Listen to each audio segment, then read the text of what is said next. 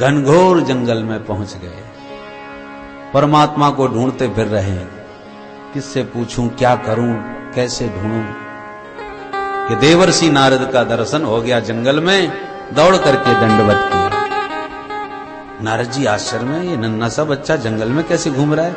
राजकुमार के मुखमंडल पर एक दिव्य आभा को देख करके नारद जी बोले, बेटा कौन हो तुम। ध्रुव जी ने अपनी सारी व्यथा कथा विस्तार से बताई और कहा, गुरुदेव मैं परमात्मा को पाने के लिए जंगल में उन्हें ढूंढ रहा हूं। नारद जी गदगद हो गए, वाह अहो तेजः क्षत्रियाणाम, धन्य है इन क्षत्रियों का तेज। एक नन्हा सा बच्चा सौतेली मां से अपमानित होकर परमात्मा को पाने का दृढ़ संकल्प करके आ गया। पहले इसकी परीक्षा लेके देखूं, इसका वैराग्य किस स्थिति का है। क्योंकि मरकट बैरागी समाज में संसार में ज्यादा होते हैं। मरकट माने बंदर, बंदर जैसा बैरागी। घर में भाई खटपट कि चल बाबा के मठ पर।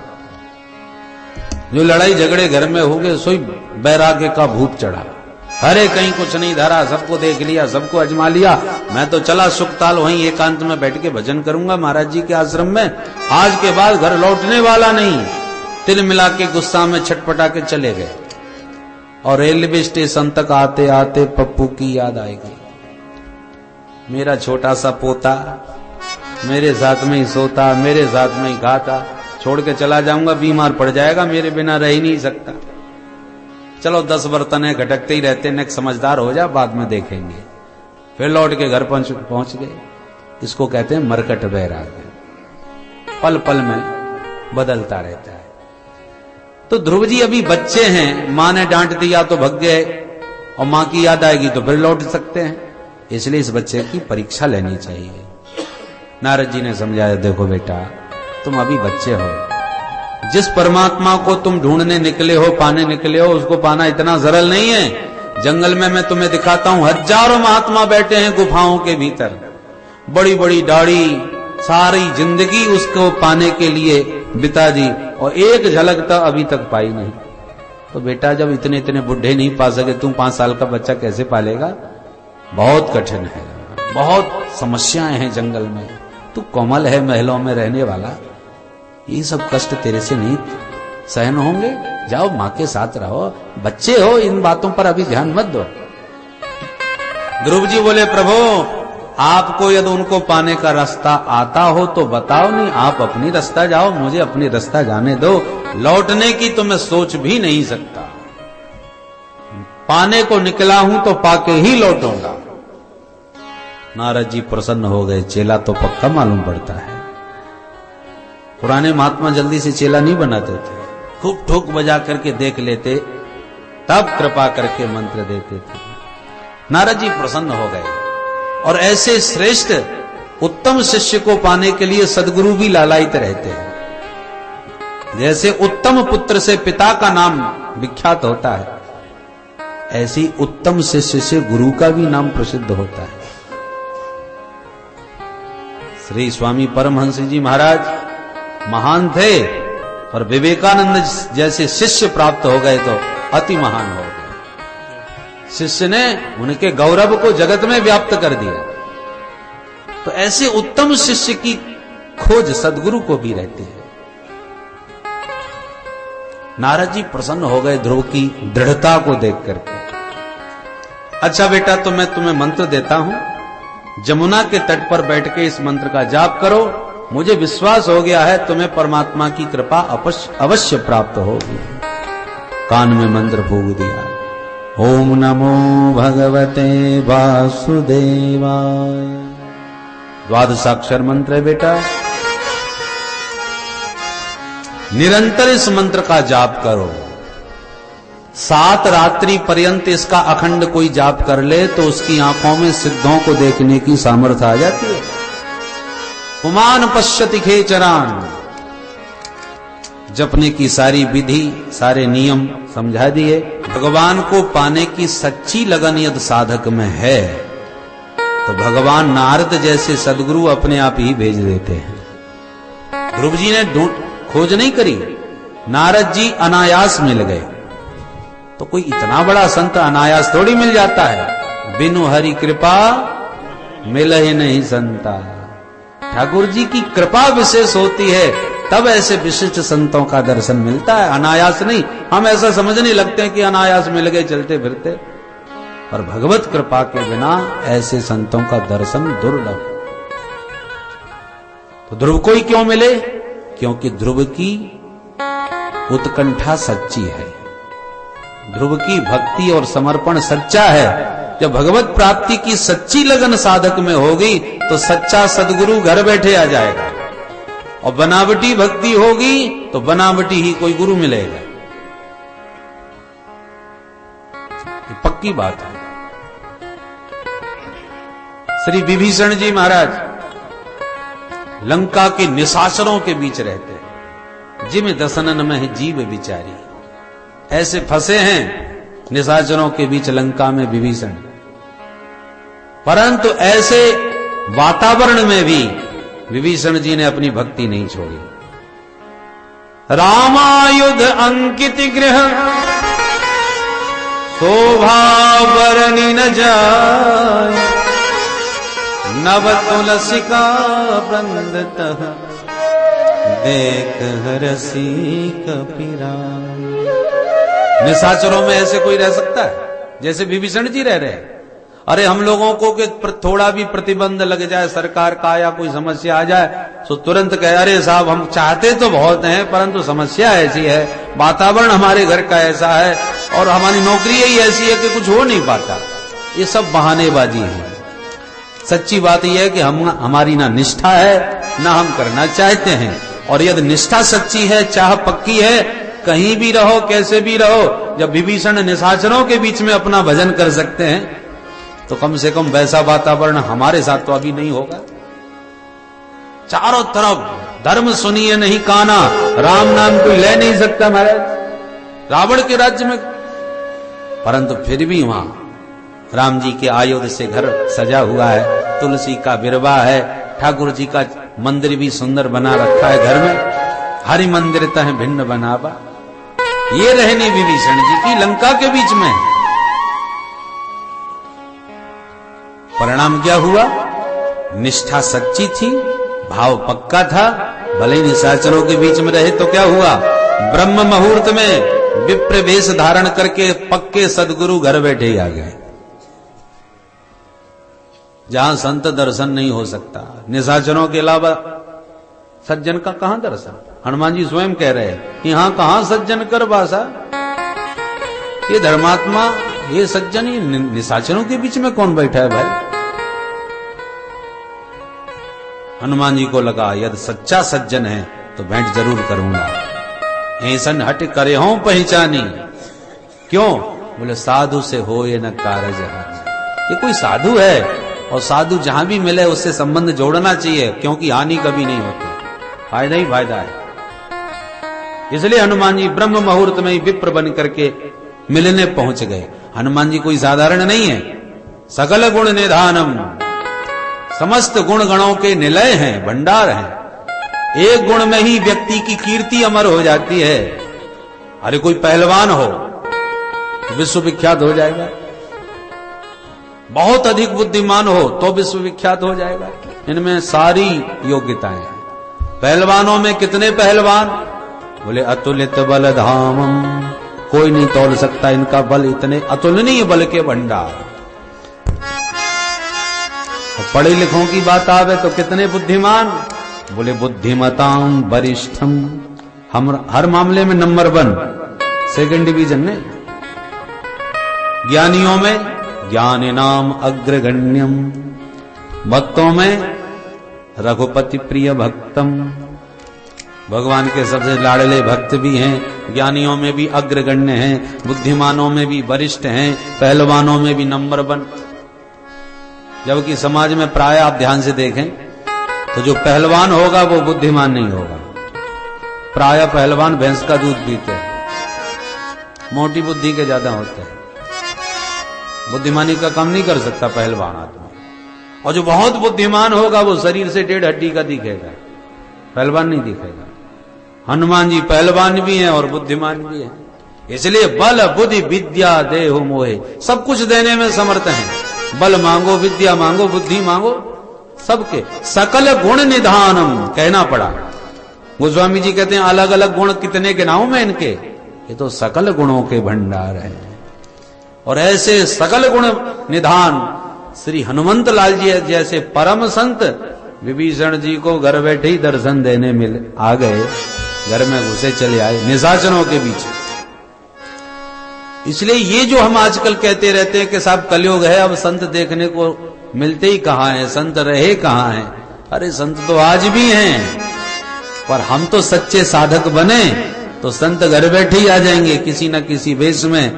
और ऐसे ही दिखावटी भक्ति होती रही तो दिखावटी कोई महात्मा भी मिल जाएगा। सच्चे संत सच्चे साधकों को ही मिलते हैं, और वैसे प्रयास करो तो ढूंढे ढूंढे ना मिले। ध्रुव जी महाराज की लगन सच्ची थी, इसलिए सच्चे सदगुरु देवर्षि नारद जैसे रास्ते में मिल गए, मंत्र दिया और ध्रुव जी महाराज यमुना के तट मथुरा में आ गए। यमुना स्नान किया और टीले पर बैठ करके द्वादशाक्षर मंत्र जाप कर उठे। नियम लिया 3 दिन में एक बार फलाहार और 3 दिन तक सर्वथा निराहार, कुछ नहीं। और फलाहार का मतलब फलाहार, फलों का आहार। हम लोगों की तरह फलाहार नहीं करते थे, हम लोगों का फलाहार सब जानते हैं। जिस दिन सबसे ज्यादा माल छने समझ लो आज कोई व्रत है। कोटू की पकौड़ी भी, पूड़ी भी और रबड़ी भी और अधौटा खीर भी। कोई पूछे क्या मामला है, बोले साहब आज हमारा व्रत है, आज भोजन बिल्कुल नहीं, बस थोड़ा सा फलाहार ले लेंगे। और फलाहार के नाम पर पूरा फुलाहार, ऐसा व्रत नहीं करते थे। तेरा त्रांते कपित्थ पदरासन। कंद मूल फल जंगल के जैसे मिल गए, उन सबको लेके फलाहार कर लिया। फलाहार छोड़कर वृक्षों के पत्ते और धरती की घास 6 दिन में एक बार पाते हैं, 6 दिन तक वो भी नहीं। 3रा महीना लगा तो नव में हनी, 9 दिन में एक बार पत्ते और घास भी छोड़ दी। 9 दिन में एक बार जमुना जी का जल पीते हैं और 9 दिन तक पानी भी नहीं। 4था महीना लग गया, चतुर्थमपि वै मासम द्वादशे हनि। अब 12 दिन में एक बार क्या, बोले पानी भी छोड़ दिया, केवल वायु पान करते हैं, वायु का आहार 12 दिन में एक बार। और जो 5वां महीना लगा, ऐसा प्राणायाम चढ़ा लिया ध्रुव जी महाराज ने पैर के अंगूठे पर खड़े होकर कि संसार के समस्त चराचर प्राणियों का प्राण वायु अवरुद्ध हो गया। हाहाकार मच गया त्रैलोक्य में, देवलोक में। देवता घबराए, भगवान की शरण में दौड़े। नैवं विदामो भगवन प्राणरोधम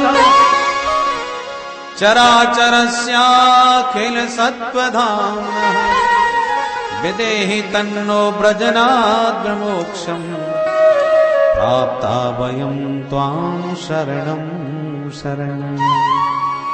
हे प्रभु, हम सब आपकी शरण में, न जाने क्या हुआ, हम सबका प्राणवायु अवरुद्ध हो गया, सब मारे जाएंगे प्रभु, रक्षा करो हमारी। भगवान बोले मां भैष्ट, डरो मत। और गरुड़ पर आरूढ़ होके नारायण दौड़े दौड़े मधुवन में पहुंचे और ध्रुव जी के सामने शंख चक्र गदा पद्म लेके प्रकट हो गए। और ध्रुव जी पैर के अंगूठे पर अब भी आंख बंद किए खड़े हैं, क्योंकि हृदय में भगवान की मधुर झांकी का उन्हें दर्शन होने लगा था। अब हृदय में जब ठाकुर जी दिख रहे तो आंख क्यों खोले? प्रभु समझ गए तो हृदय की छवि को भगवान ने तिरोहित कर दिया, अदृश्य। हृदय के ठाकुर जी जब अंतर्धान हुए तब ध्रुव जी ने हड़बड़ा के एकदम नेत्र खोले, ये क्या हुआ, कहां भाग गए? तो जैसी आंख खोली तो हृदय के ही सामने प्रत्यक्ष प्रकट नजर आए। बोल भक्त वत्सल भगवान की जय। जो हृदय में विराजे प्रभु को प्रत्यक्ष आंखों के सामने देखा गदगद होके ध्रुव जी ने तुरंत साष्टांग दंडवत किया और मन ही मन घबराने लगे कि राम राम, माता जी से गुरु जी से मैंने सैकड़ों बातें पूछ ली, पर ये नहीं पूछ पाया कि जब प्रभु आ जाएं तब क्या करना चाहिए। ठाकुर जी मेरे सामने खड़े हैं, अब मैं क्या करूं। ऐसा सुन रखा है कि पूजा करनी चाहिए, स्तुति करनी चाहिए। अब पूजा क्या कैसे करूं, सामग्री कुछ है ही नहीं पूजन की, जंगल में क्या धरा। और स्तुति करूं तो कैसे करूं, मैं कुछ पढ़ा लिखा तो हूं नहीं, विद्यालय का मुंह अभी देखा नहीं, तो क्या बोलूं मैं इनसे। तो ध्रुव जी भगवान का मुंह देखते हैं और प्रणाम करके फिर हाथ जोड़े लेते हैं, फिर खड़े हो जाते हैं। भगवान मंद मंद मुस्कुराए जा रहे हैं और ध्रुव जी मन में घबराए जा रहे हैं, मैं क्या बोलूं क्या करूं। फिर प्रणाम करते हैं, फिर हाथ जोड़ लेते हैं। प्रभु समझ गए ध्रुव जी की मनस्थिति को और आगे बढ़ के भगवान ने अपना दिव्य पांचजन्य ध्रुव जी के कपोल से गाल से छुआ दिया। जैसी भगवान की उस दिव्य संघ का स्पर्श हुआ, स्पर्श होते ध्रुव जी को सारा वेद वेदांत कंठस्थ हो गया। बोल भक्तवत्सल भगवान की जय। मूकम करोति वाचालम पंगुम लंघयते गिरिं यत्कृपातमहं वन्दे परमानंद माधवम्। जिसकी कृपा गूंगे को बाचाल बना देती है। मूक होए बाचाल, पंगु चढ़े गिरिवर गहे। ठाकुर जी कृपा करें तो गूंगा भी बाचाल बन के ऐसा बोलता है कि उसके सबकी बोलती बंद कर दे। मूकम करोति वाचालम। आज चरितार्थ हो गया ध्रुव जी पर। द्वादशाक्षर मंत्र गुरुदेव ने दिया था, तो ध्रुव जी ने भी गोविंद की 12 श्लोकों से ही स्तुति गाई। गा उठे ध्रुव जी। योऽन्तः प्रविश्य मम वाचमिमां प्रसुप्तां संजीवयत्यखिल शक्तिधर स्वधाम्। अन्याश्च हस्तचरण श्रवण त्वगादि प्राणान्नमो भगवते पुरुषाय तुभ्यम्। ध्रुव जी कहते हैं, हे प्रभु, योऽन्तः प्रविश्य, आप ही मेरे अंतःकरण में प्रविष्ट हो गए। मम वाचमिमाम, ये जो मेरी वाचा है, वाणी है, प्रसुप्ताम, एकदम शिथिल थी, सोई पड़ी थी, कुछ बोले नहीं पा रहा था। पर संजीवयति, आपने मेरी वाणी को जीवन दान दे दिया, जागृत कर दिया। अब मेरी ये समझ में नहीं आ रहा कि मैं क्या क्या बोलूं। आपके अनंत गुणगण मेरे भीतर जागृत हो गए, वो आपकी कृपा से। अखिल शक्तिधर, आप समस्त संसार के जितने भी जीव हैं उन सबको शक्ति प्रदान करने वाले हैं। अन्याश्च हस्त चरण श्रवण त्वगादि, हाथों में, पैरों में, आंख में, कान में जो भी शक्तियां हैं, पैरों में चलने की, हाथ में लेने देने की, कान में सुनने की, वाणी में बोलने की, आंखों में देखने की, ये समस्त शक्तियां आपकी प्रदत्त हैं, आपकी दी हुई हैं। आप अपनी शक्ति खींच लो तो आंख तो बनी रहेंगी पर दिखना बंद, कान तो दिखेंगे पर सुनना बंद, पैर तो हैं पर चलना बंद, क्योंकि उसमें जो शक्ति है वो प्रभु प्रदत्त है। परशुराम जी महाराज राम जी को आंख दिखाने लगे धनुष यज्ञ में, लक्ष्मण जी पर आग बबूले होने लगे, लक्ष्मण जी और ज्यादा छेड़ने लगे। अब परशुराम जी का आपे से ज्यादा आवेश, फरसा को बार बार उठा के देखते हैं। मैंने न जाने कितनी बार इस वसुंधरा को क्षत्रिय विहीन किया है। रे नृप बालक कालवश, तू भी काल का ग्रास बनने वाला है, ये फरसा देखा मेरा। लक्ष्मण जी और ज्यादा चिढ़ा देते हैं।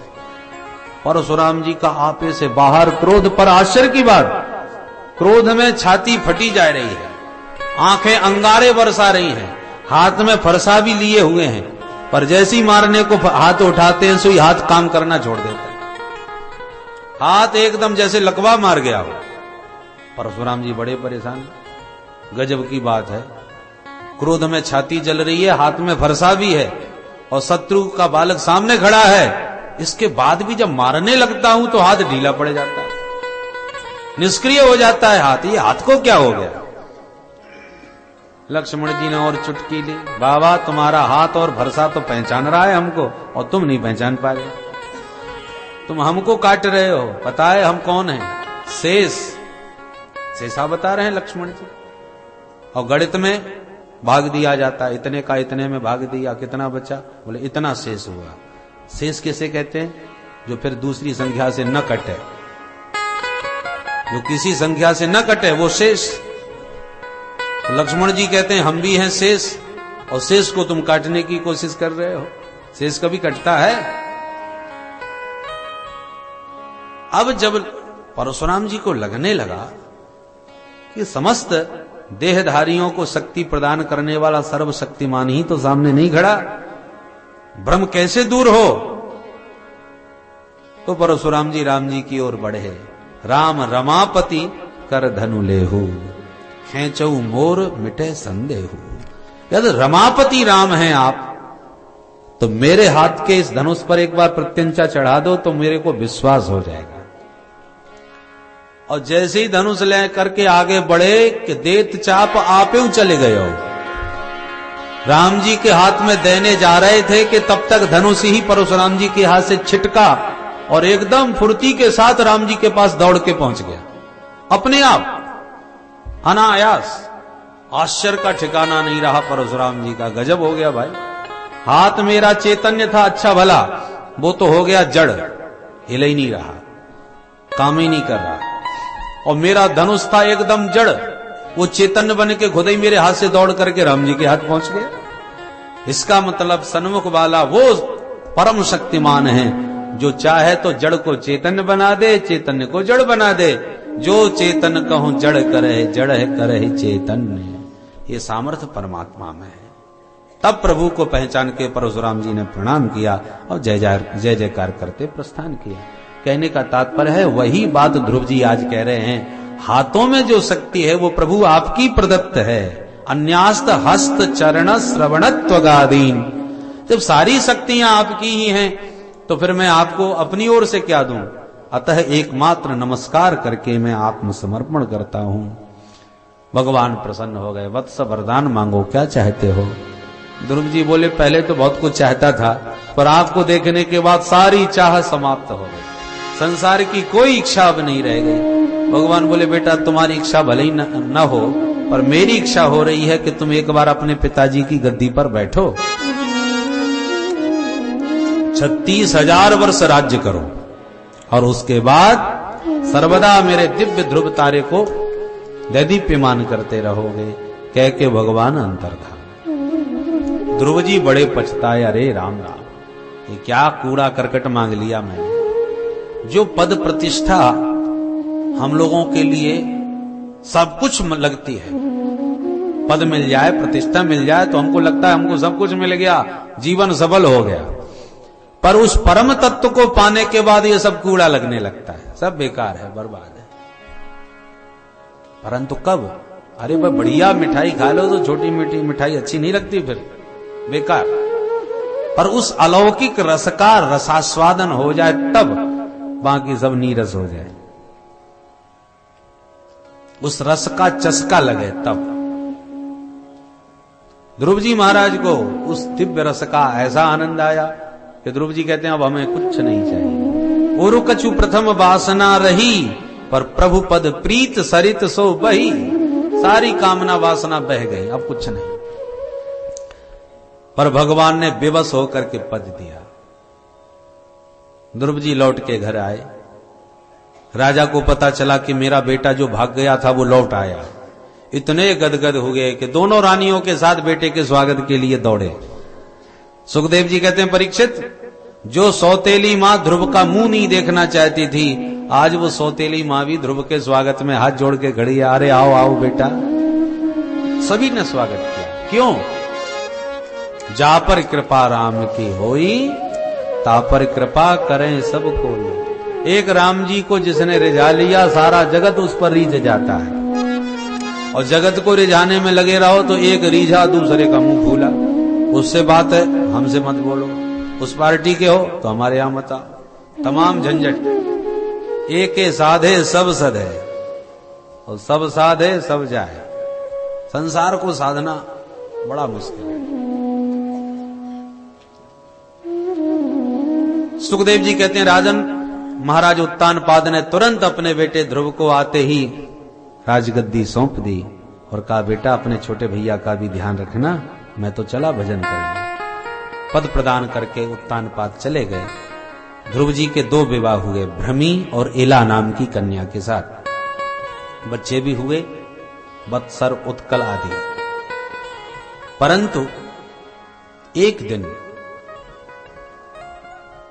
इनके सौतेले भाई उत्तम शिकार खेलने वन में गए, किसी यक्ष से लड़ बैठे, झगड़ा हो गया, यक्ष ने उसका वध कर दिया। ध्रुव को पता चला मेरे भैया को किसी यक्ष ने मार दिया, क्रोध में भर गए, यक्ष नगरी पर आक्रमण बोल दिया, हजारों यक्षों को मौत के घाट उतार दिया।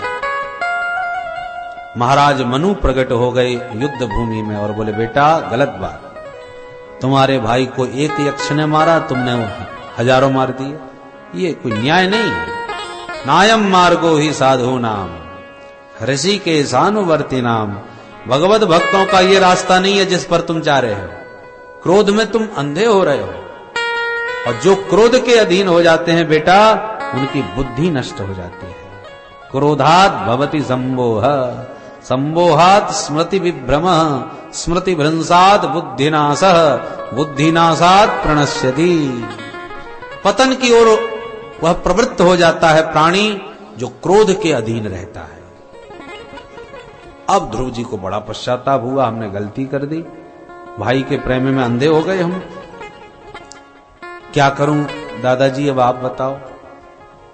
मनु महाराज ने कहा कि जाओ यक्षों के राजा कुबेर से माफी मांग लो।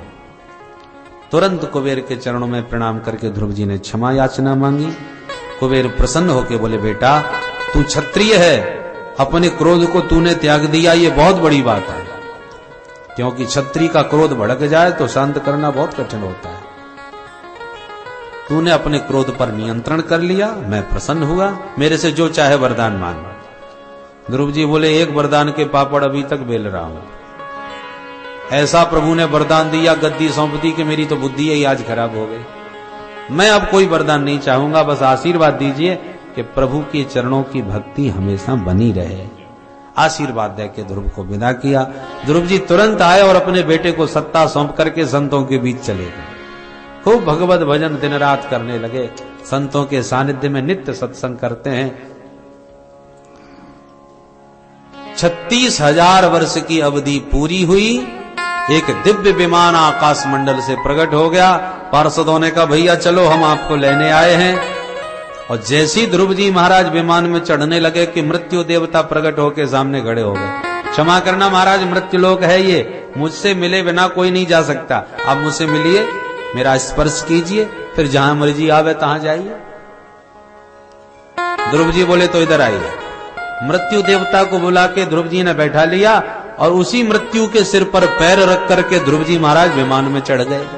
मृत्योर मूर्धनि पदम दत्वा आरुरोहाद्भुतम गृहम्। भक्ति में वो सामर्थ्य है कि मृत्यु को सिर झुका के आना पड़ता है। मृत्युलोक में मृत्यु किसी को नहीं छोड़ती। मृत्यु किसी से पूछती थोड़ी है, बोलो मरने का विचार है क्या, किसी से पूछेगी थोड़ी। वो तो जहां समय पूरा हुआ कि मार झपट्टा पकड़ के लेगी। मृत्यु देवता किसी से नहीं पूछते, मौका पाते हैं और आ जाते हैं। जब आज्ञा मिली ऊपर से तभी पहुंच गए। पर भक्ति की शक्ति इतनी अद्भुत है कि समय पूरा होने पर भी मृत्यु पर आते हैं तो प्रार्थना करना पड़ता है। यूं समझिए, अधिकारियों ने आदेश दे दिया फलाने को गिरफ्तार कर लाओ, पुलिस वालों को प्रार्थना थोड़ी करनी पड़ेगी, चलिए साहब हम आपको गिरफ्तार करने आए हैं। तो झपट्टा मार के मौका पा करके पकड़ के हथकड़ी डाल करके ले जाएंगे। परंतु जो बहुत बड़े नेता होते हैं, प्रसिद्ध लोग होते हैं, उनको पुलिस वाले भी यदि कदाचित गिरफ्तार करने आएंगे तो प्रार्थना ही करेंगे, भैया जी ऐसा ऐसा ऊपर से आदेश मिला है, चलिए कृपा करके। उनसे निवेदन करना पड़ता है, हिम्मत नहीं पड़ती पकड़ने की।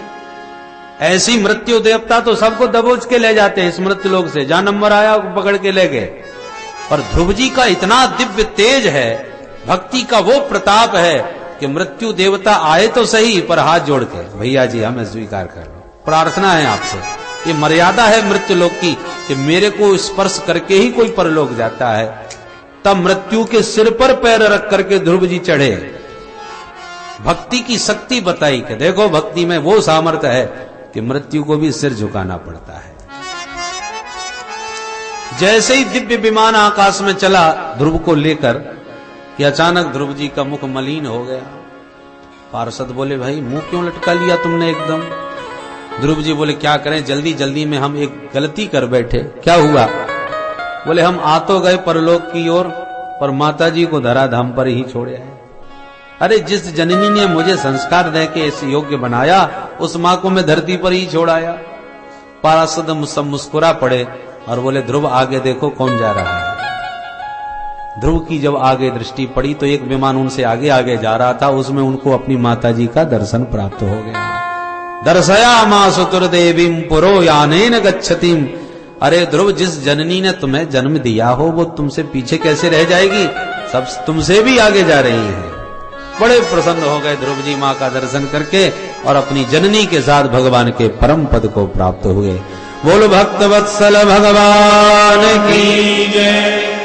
नारद जी को जब पता चला इस बात का कि मेरा ध्रुव परम पद का अधिकारी बन गया, नारद जी बड़े गदगद हुए, बड़े प्रसन्न हुए। जहां संत इकट्ठे होते हैं नारद जी वहीं पहुंच जाते हैं, और जहां भी संत आज इकट्ठे होते हैं तो एक ही चर्चा करते हैं, भैया गजब हो गया, ध्रुव जी को 5 वर्ष की उम्र में ही परमात्मा मिल गए।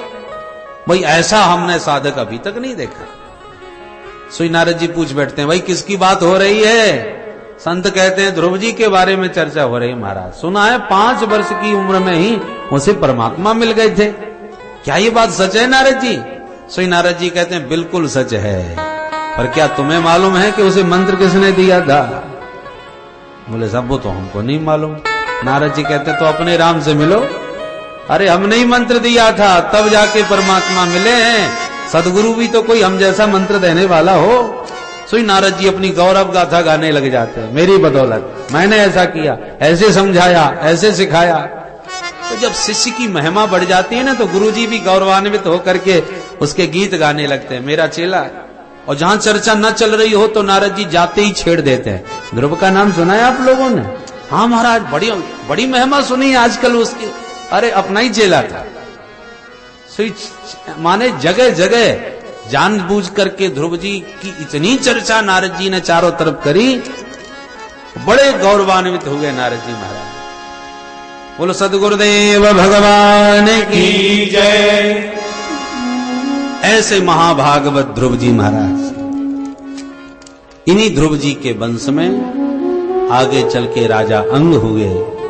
अंग बहुत धर्मात्मा थे, परंतु इनका बेटा बैन एकदम नास्तिक निकला, अनीश्वरवादी। बैन को जब सत्ता मिली तो इसने प्रतिबंध लगा दिया सनातन धर्म पर, खबरदार जो किसी ने यज्ञ किया, भंडारे सब बंद, भजन पूजन करना है तो मेरे नाम से करो, बैनाय नमः यही मंत्र जपो, बैनाय स्वाहा ऐसी हवन करो। संतों ने आकर के बैन को समझाने का प्रयास किया तो संतों पर भी बरस पड़ा, उल्टा सीधा बोलने लगा। संतों को क्रोध आ गया, हुंकार ध्वनि करी और धड़ामदी से बैन निष्प्राण होकर धरती पर गिरे। अब संत परेशान हो गए कि हमने तो राजा को लुढ़का दिया, अब राजा कौन बने? तो मंत्रों से बैन का मंथन किया, पहले उससे निषाद पैदा हुआ, पुनः मंथन किया तो साक्षात भगवान पृथु का प्राकट्य हो गया। बोल पृथु भगवान की। पृथ्वी का दोहन करके प्रजा में समस्त तत्वों को प्रकट करके पृथु महाराज ने दिया, इसलिए पृथु के नाम से ही इस वसुंधरा का नाम पृथ्वी हो गया। पृथु की पुत्री पृथ्वी। नगर ग्रामों की ये सबसे प्रथम व्यवस्था भगवान पृथु ने ही बनाई। सुखदेव जी कहते हैं राजन, धर्म की ध्वजा को लहरा करके बड़े बड़े यज्ञ करके चारों तरफ धर्म की कीर्ति स्थापित करते पृथु भगवान परम पद को प्राप्त हो गए। इन्हीं पृथु जी के वंश में राजा प्राचीन बरही हुए। प्राचीन बरही बहुत बड़े कर्मकांडी, पर इनमें कमी यह है कि यज्ञों में पशुओं की बलि चढ़ाते थे, हिंसात्मक यज्ञ होने लगे। तो एक दिन नारद जी ने इनको समझाया। नारद जी इनके यहां आए तो इन्होंने प्रणाम किया। नारद जी बोले जरा ऊपर उठा के सिर देखो। और राजा ने जैसी सिर उठा के देखा तो जितने जानवरों को ये मार चुके थे यज्ञों में, वो सारे जानवर आकाश में खड़े नजर आए और सबके सब राजा की तरफ घुर्रा रहे हैं। राजा घबरा गए, महाराज ये ऐसे क्यों देख रहे हैं? बोले इसलिए देख रहे हैं कि कब तुम मरो, कब तुमसे बदला लिया जाए। अब ये सब तुम्हें मारेंगे। राजा के तो रोंगटे खड़े हो गए, थर थर कांप गए। महाराज मेरे को मारेंगे? बोले क्यों नहीं, इनको तुमने मारा, आगे तुमको मारेंगे। राजा ने कहा पर मैं थोड़ी मारना चाहता था, वो तो पंडित जी ने कहा कि विधान ऐसा है यज्ञ का, यज्ञ में पशु की बलि होनी चाहिए, तो मैंने बलि चढ़ा दी। नारद जी बोले गलत, अहिंसा को ही परम धर्म मानने वाला हमारा शास्त्र भला किसी जीव की हिंसा की आज्ञा क्यों करेगा? शास्त्रों की भाषा परोक्षवादी होती है, उसको ठीक से समझना चाहिए। परोक्षवादः वेदोयम बालाना मनुशासनम। जैसे माताएं बच्चों पर अनुशासन करती हुई कहती हैं, देख बेटा जल्दी से दवा पी ले, तुझे लड्डू खवाऊंगी। अब बच्चा को है मलेरिया और तमाम प्रकार की बीमारी, पीलिया, डॉक्टरों ने मना किया सब खाने पीने को। तो मां कहती तो यह है कि दवा पी ले, तुझे लड्डू खवाऊंगी, पर मां का मतलब लड्डू खिलाने से बिल्कुल नहीं है। वो कहती कुछ है, मतलब कुछ और है। ऐसी शास्त्रों ने कौन सी बात किस अभिप्राय से कही है कि वेदक के पुरुष ठीक से उस भाषा को समझ पाते हैं, सामान्य जन उस तात्पर्य को समझ नहीं पाते। वेदों में हिंसा की बात भी यदि कहीं लिखी है तो वो हिंसा निवृत्ति परक है, प्रवृत्ति परक नहीं है। कैसे? उदाहरण से देखो, एक व्यक्ति बीड़ी बहुत पीता था, धूम्रपान। किसी ने शिकायत कर दी, गुरुजी ने उसको अपने आश्रम में बुलवा के डांटा, क्यों रे तू हमारे आश्रम में बीड़ी पीता, धूम्रपान करता है, हमारे यहां कोई ऐसा कार्य नहीं किया जाता, धूम्रपान सर्वथा निषिद्ध।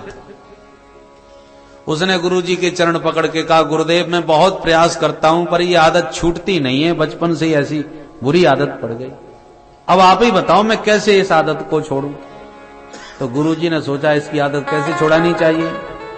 गुरुजी बोले अच्छा तो ठीक है, हमारी तरफ से तुझे एक दिन की हम छूट दिए देते हैं, तू केवल रविवार के दिन बीड़ी पी सकता है, हमारी तरफ से तुझे छूट, बाकी कभी हाथ मत लगाना। उसने कान पकड़ के शपथ खाई, गुरुजी आपकी सौगंध खाता हूं, बस एक दिन पिया करूंगा। तो गुरुजी को लगा जब सप्ताह में एक दिन पिएगा तो आदत बहुत कम हो जाएगी, धीरे धीरे अभ्यास करेगा तो छूट भी जाएगी, इसलिए एक दिन की छूट दे दी। पर चेला ने क्या किया, जो रविवार आया सो खुद तो पीता ही था, दूसरों को भी पिलाने लगा और सबको समझाता है, सुनो सुनो आज इतवार है, आज के दिन बीड़ी पीने का बड़ा महत्व है। किसी ने पूछा कहां लिखा है भैया? बोले लिखा नहीं है, हमारे गुरुजी कहा करते थे इतवार को बीड़ी जरूर पीना चाहिए। अच्छा गुरुजी कहते थे? बोले हाँ, अरे तब तो हम भी जरूर पिएंगे। अब बताइए कितना अंतर आ गया। गुरुजी ने उसको तो उसकी आदत नियंत्रित करने के लिए एक दिन की छूट दी थी और उसने गुरुजी का नाम लेकर के सब कोई बीड़ी पीने का अभ्यासी बना दिया, तो अर्थ का अनर्थ हुआ कि नहीं? तो गुरुजी ने कौन सी बात किस अभिप्राय से कही है, किस उद्देश्य से कही है, उसे तो ठीक से समझो। ऐसे ही वेदों ने अहिंसा को परम धर्म माना है, किसी को मत सताओ ये हमारे धर्म शास्त्र कहते हैं, फिर वही शास्त्र भला किसी की गर्दन काटने को क्यों कहेंगे? अरे बलिदान की बात इसलिए शास्त्रों में कहीं कहीं आ जाती है कि जो हिंसा के बिना रह नहीं पाते, मांस मजरा मैथुने में जिनकी बहुत ज्यादा प्रवृत्ति है, उनको नियंत्रित करने के लिए कुछ संविधान बना दिए कि ठीक है तुम मांस के बिना नहीं रह सकते तो अमुक यज्ञ करते समय अमुक पशु का बलिदान कर दिया करो। इसका मतलब ये नहीं है कि बलिदान होना ही चाहिए, ये तो उनके लिए है जो मांस के बिना रह नहीं पा रहे, उनको ये छूट दे दी। तो ये छूट इसलिए भी दी कि कोई नित्य यज्ञ तो करता नहीं, जब कभी कोई यज्ञ होगा तब कोई एक आध पशु का बलिदान होगा, तो जो नित्य बलिदान कर करके काट कर रहे हैं तो नित्य की हिंसा से तो बच गए। इसलिए वेदों के तात्पर्य को सब लोग ठीक से समझ नहीं पाते। बोलो राधे राधे। राधे राधे। बात समझ में आ गई। अब प्राचीन वर ही घबरा गए, तो गुरुदेव मेरे से तो बड़ी भारी भूल हो गई, मैंने तो तमाम पशु बलिदान कर दिए, अब इस पाप से मेरा छुटकारा कैसे होगा ये बताइए। नारद जी कहते हैं अब हम तुम्हें बहुत बढ़िया एक कहानी सुनाई देते हैं, इस कहानी को समझ लो, बस तुम्हारा कल्याण हो गया। अब आप भी इस कहानी को जरा ध्यान से सुनिए। हम मानव मात्र के जीवन की यही कहानी है जो नारद जी प्राचीन बरही को सुना रहे हैं। इस कहानी को ठीक से यदि हम सुन लें, समझ लें, जान लें, तो निश्चित प्राचीन बरही की तरह हम सबका कल्याण हो जाएगा। बोलो राधे राधे। राधे राधे। दो मित्र थे, एक का नाम था अभिज्ञात और दूसरे का नाम था पुरंजन, बड़े घनिष्ठ। एक दिन पुरंजन बोला अभिज्ञात भैया चलो आज कहीं घूमने चलते हैं। अभिज्ञात बोला भाई घूमना है तो तुम प्रेम से घूमो, अपने राम तो कहीं नहीं जाते। पुरंजन बोला अच्छा तू नहीं जाता तो चल मैं अकेला ही घुमाता हूं, जाओ। अकेला पुरंजन घूमने निकला और घूमते घूमते उसने लाखों शहर घूम डाले, पर किसी भी शहर में उसे आनंद नहीं आया। अचानक उसकी दृष्टि एक 9 दरवाजे के नगर पर पड़ी। बड़ा सुंदर शहर दिखा, भीतर घुस गया। जहां उस शहर के भीतर घुसा तो सामने से एक सुंदरी कन्या चली आ रही थी और उस कन्या के साथ में 10 सैनिक चल रहे थे, 5 इधर 5 उधर, और एक 5 मन का नाग आगे आगे जा रहा था और एक सेनापति पीछे पीछे जा रहा था। इन सब में घिरी हुई कन्या एक राजकुमारी की तरह चली आ रही थी। पुरंजन ने देखा तो उसे लगा कि इस शहर की निश्चित रूप से कोई बहुत बड़ी राजकुमारी है। कौन है जरा परिचय तो करें। उस राजकन्या के पास आकर के पुरंजन मुस्कुराता हुआ बोला देवी जी नमस्कार, क्या मैं आपका परिचय जान सकता हूं, आप कौन हैं? वो राजकुमारी भी मुस्कुराती हुई बोली सुनो जी, मेरे माता पिता कौन हैं ये मैं नहीं जानती, किसने मुझे पैदा किया मुझे होश नहीं, शादी मेरी हुई नहीं, मात्र मैं अकेली संपूर्ण शहर पर अपना राज्य कर रही हूं, इसकी मालकिन हूं पूरे देश की, ये मेरा परिचय है। और ये जो तुम देख रहे हो मेरे सैनिक, ये सब मेरी आज्ञा में चलते हैं, ये मेरा सेनापति है, मैं इसको आदेश देती हूं और सेनापति इन सैनिकों से काम लेता है। ये 5 मन का जो नाग देख रहे हो ना, दिन रात 24 घंटे मेरे शहर की यही रखवाली करता है, ये रक्षक है हमारे शहर का, अकेली राज्य कर रही हूं इस पूरे शहर पर। पुरंजन प्रसन्न होकर बोला देवी जी तो विवाह तो हमारा भी नहीं हुआ है। तब तो पुरंजनी भी प्रसन्न हो गई और उसने तुरंत वरमाला पुरंजन के कंठ में डाल दी।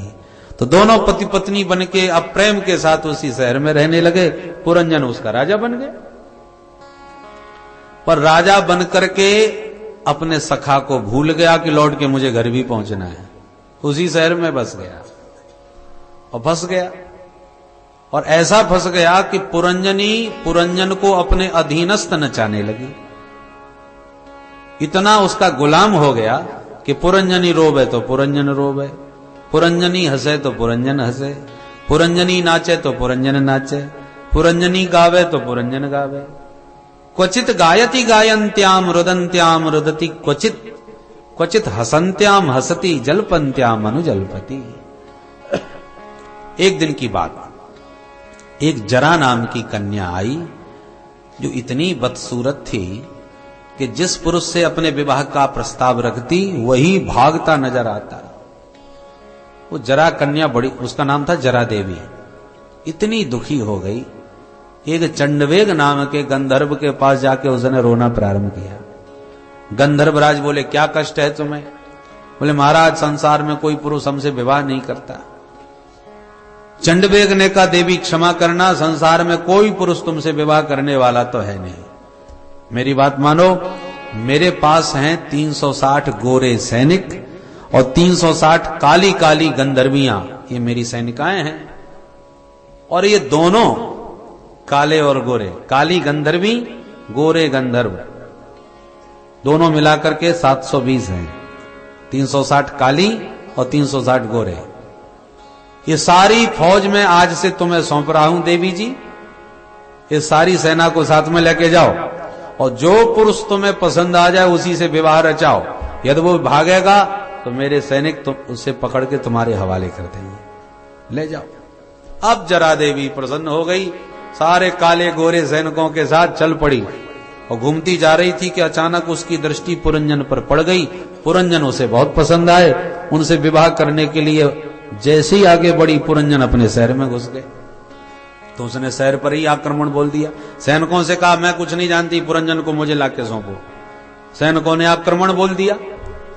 अब पुरंजन के शहर के मात्र 10-11 सैनिक और इसके पास 720 सैनिक। जो जबरदस्त आक्रमण हुआ, पुरंजन की नगरी के सारे सैनिक मरते गए एक के बाद एक। और पुरंजन को पता ही नहीं चला कि कब शहर में आक्रमण हो गया। वो तो महलों में जाकर के आराम से सो गया। पता कब चला, जब पुरंजनी सारे सेना के साथ भीतर घुसी चली आई महलों में, अब पकड़ के बंदी बना लिया। अब पुरंजन चिल्लाया सैनिकों, और सब मारे जा चुके थे, कोई बचा ही नहीं। पकड़ के जब छीन करके ले जाने लगी, तब पुरंजन चिल्लाने लगा, हाय हाय मैं बर्बाद हो गया, मैं लुट गया। अब मेरे बिना मेरी पुरंजनी कैसे रहेगी? मेरी पुरंजनी तो मुझसे इतना प्रेम करती है कि मेरे बिना पानी तक नहीं पी सकती। हाय पुरंजनी करके छाती पीट के इतनी जोर से रोया कि प्राण ही निकल गए। शास्त्रों का नियम है अंते यामति सागति, जिसको याद करके मरोगे वही बनोगे। तो स्त्री के प्रेम में दीवाना होकर के प्राण त्यागा था, अगले जन्म में फिर स्त्री बन के पैदा होना पड़ा। जब पुरंजन स्त्री बन के पैदा हुआ तो जब बड़ा हुआ तो मलयध्वज राजा से इसकी शादी हो गई, कई बच्चे भी हो गए। एक दिन आया कि मलयध्वज राजा भी चल बसे, भगवान को प्यारे हो गए। तो अपने को मलयध्वज की धर्मपत्नी मान के सती होने के लिए चिता पर बैठ गया पुरंजन। अब पूर्व जन्म का पुरंजन और आज पतिव्रता पुरंजनी के रूप में, माने मलयध्वज की धर्मपत्नी के रूप में चिता पर बैठ के सती होने की तैयारी कर रहा था। इतना प्यार मलयध्वज से पति परमेश्वर कह करके रो रहा था और चिता में चढ़ रहा था। ये तो रही पुरंजन की कहानी। अब जो पुराना मित्र था अभिज्ञात, उसने देखा कि इतने वर्ष बीत गए, हमारा मित्र अभी तक घूम के ही नहीं लौटा। भाई लगता है कहीं भटक गया, चलो ढूंढ के लाते हैं। मित्र की याद आई तो मलय श्री अभिज्ञात ने अपना वेश बदला, एक पंडित का वेश बना करके घर से निकला। ढूंढते ढूंढते उसकी दृष्टि जंगल में बैठे पुरंजन पर पड़ गई, जो चिता की तैयारी कर रहा था। पहचान गया। अभिज्ञात ने देखते ही पहचान लिया पुरंजन। आवाज लगाई, कहो मित्र, भाई किसके साथ सत्ता हो रहे हो? परिहास करता हुआ बोला। परंतु पुरंजन बिल्कुल नहीं पहचान पाया अभिज्ञात को। नाराज होकर के बोला, तुम्हें शर्म आनी चाहिए ब्राह्मण, एक पतिव्रता स्त्री पति के साथ सती होने जा रही है और तुम उसका मजाक उड़ा रहे हो। मैंने अपने पति के अतिरिक्त किसी को अपना मित्र नहीं बनाया। पंडित तू कहां से चला आया मेरा मित्र बनने वाला? ऐसे पुरंजन नाराज होने लगा, पतिव्रता अपने को मान रहा था। तो मलयध्वज तब अभिज्ञात बड़ी जोर से हंसने लगा। अरे भैया पुरंजन, जरा बुद्धि पर जोर मार और ध्यान से देख मेरे को, मैं तेरा पुराना मित्र अभिज्ञात हूं। हम दोनों मानसरोवर के हंस बन के कितने मौज से रहते थे। तू ही घूमने के लिए निकला और आज ऐसा घुमक्कड़ हो गया कि मेरे को पहचान नहीं पा रहा। लगा बुद्धि पर जोर। ऐसे बचपन की भी कई सारी घटनाएं इसने अभिज्ञात ने याद दिलाई। पुरंजन ने बुद्धि पर ध्यान से जोर लगा करके जब देखा तो वो भी धीरे धीरे अभिज्ञात को पहचान गया। पहचानते ही दोनों मित्र एक दूसरे के गले मिले, लौट के पुनः अपने घर में आनंद के साथ रहने लगे। बोलो भक्तवत्सल भगवान की जय। नारद जी बोले, प्राचीन वर ही ये कहानी तुम्हारी समझ में आई कि नहीं? प्राचीन वर ही बोले, महाराज कहानी सुनने में तो बहुत अच्छी लगी पर पल्ले कुछ भी नहीं पड़ी, समझ में बिल्कुल कुछ नहीं आई। इस कहानी को सुनाने का क्या मतलब है? हंसते हुए नारद जी बोले, राजन ये कहानी हम सबके जीवन की है। वो कैसे महाराज? तब इस कहानी का अर्थ बताया। ये रूपक कहानी है। हम सबके जीवन की कहानी को एक रूपक के माध्यम से नारद जी ने बताया। नारद जी कहते हैं वो दो मित्र कौन हैं? जीवात्मा और परमात्मा। परमात्मा है अभिज्ञात और हम सब जीवात्मा हैं पुरंजन। हम जीवों ने परमात्मा से कहा, प्रभु हम जरा दुनियादारी घूमना चाहते हैं, यदि आज्ञा मिले तो चलें। भगवान बोले, भाई हम तो नहीं जाते, तुम्हें जाना है जाओ घूमो। तो हम सब जीव परमात्मा से अनुमति लेके संसार घूमने को आ गए। अब संसार में बहुत घूमे, लाखों शहर घूमे, पर कोई शहर पसंद नहीं आया। ये शहर क्या है? 84 लाख योनियां। हम सभी शहरों में, शरीरों में जा चुके हैं। कुत्ते, बिल्ली, चूहे, बंदर सब बन चुके हैं, पर सभी शहरों में कोई शहर हमें पसंद नहीं आया। एक 9 दरवाजे की नगरी हमें बहुत पसंद आ गई, और वो है ये मानव शरीर। इसी मानवपुरी को हम लोगों ने पसंद किया। ये शहर सर्वोत्कृष्ट, बड़े भाग्यमान उस तन पावा। इस शहर को पाके हम लोग प्रसन्न हुए। इस शहर में घुसते ही हमें एक सुंदरी कन्या मिल गई, जिससे हमने शादी रचा ली और इसी शहर में बस गए। अब वो सुंदरी कन्या कौन है? बुद्धि। इस शरीर के भीतर जो हमारी बुद्धि है, इसी का पूरा चलावा चलता है। ये मालकिन है पूरे शहर की। इसी शहर में, इसी के आज्ञा में चलने वाले 10 सैनिक और 1 सेनापति। और 10 सैनिक, 5 ज्ञानेन्द्रियां, 5 कर्मेंद्रियां। ये 10 सैनिक हैं। और इन 10 का एक सेनापति है, जिसका नाम मनीराम जी महाराज। ये जो हमारा मन है ना, ये सैनिकों का सेनापति है, इंद्रियों का मालिक। जैसे सेनापति के द्वारा सैनिक सब काम करते हैं उसके मार्गदर्शन में, ऐसे ही मन के मार्गदर्शन में इंद्रियां काम करते हैं। आपके कान भले ही कथा सुन रहे हों, पर मनीराम जी दुकान का हिसाब करने चले गए तो कान सुनते हुए भी कुछ नहीं सुनेंगे। कहां है तुम्हारा ध्यान? बोले साहब मन थोड़ा चला गया था इधर उधर, इसलिए समझ में नहीं आया आप क्या कह गए। तो कान सुन तो रहे हैं, पर सुने के समझेंगे कब? जब मन साथ में होगा। अरे कभी कभी तो ये हालत हो जाती है कि हम किसी गंभीर विषय का चिंतन करते करते मन से उसको सोचते सोचते घर जा रहे थे कि घर पीछे रह गया, हम आगे तक निकल गए। जब किसी ने टोका कहां जा रहे हो, और तब ध्यान आया, मन सावधान हुआ, तब पता चला कि अरे राम राम, घर तो बहुत पीछे रह गया। अब आंख खुली है, पैर चल रहे हैं, हाथ मटक रहे हैं, सारी बातें, सारी इंद्रियां जागृत हैं, और मनीराम जी कहीं और घूम रहे हैं, इसलिए सब बेकार। सेनापति के बिना सैनिक काम नहीं करते, ऐसे मन के बिना इंद्रियां व्यवस्थित काम नहीं करते।